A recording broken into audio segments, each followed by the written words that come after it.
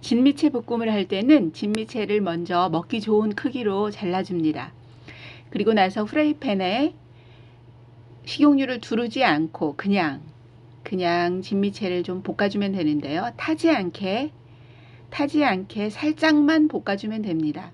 너무 많이 볶으면 딱딱해지고 너무 조금 볶으면 약간 그 오징어 냄새가 날 수 있으니까요. 적당히 살짝만 3, 4분 정도만 그렇게 볶아주면 되고요.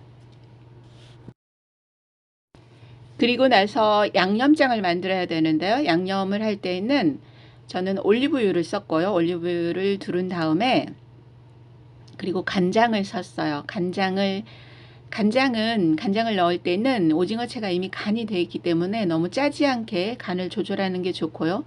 양에 따라서 조절을 하는 게 좋습니다. 그리고 고추장 저는 2숟갈 넣었는데요. 그것도 기호에 맞게 넣으면 될 것 같아요. 약간 칼칼한 맛이 좋다 하면은 고추장을 조금 더 넣으면 되고요. 그리고 나서 올리고당을 저는 썼고요. 올리고당도 진미채 자체에 단맛이 있기 때문에 너무 많이 넣어버리면 느끼한 맛이 나니까 적당히 양에 맞춰서 조절을 해서 넣으면 될 것 같아요. 그리고 고춧가루가 들어가야 되고, 그리고 여기에서 꼭 들어가야 될 게 마늘은 대부분 넣는데 마늘 1스푼 정도 이제 넣고요.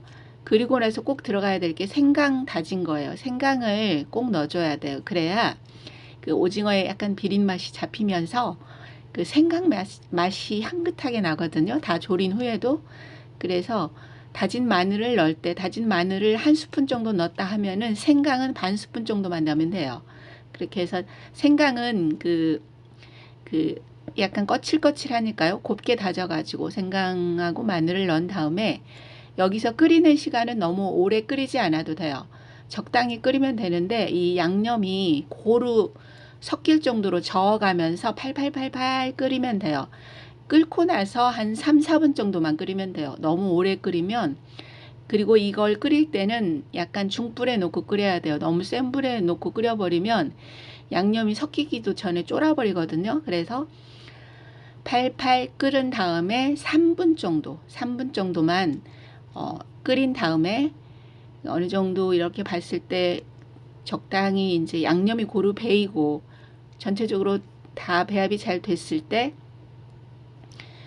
아까 볶아놓은 오징어 채를 넣어서 이제 버무리듯이 볶으면 되거든요.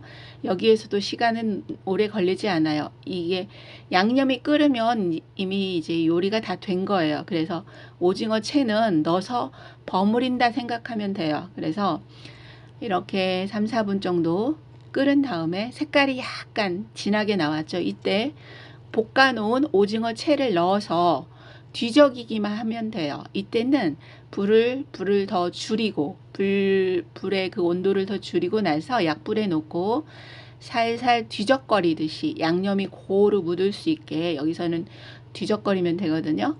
고루 뒤적여서 양념이 고루 묻을 수 있게만 해주면 돼요. 그리고 나서 불을 끄면 되고요.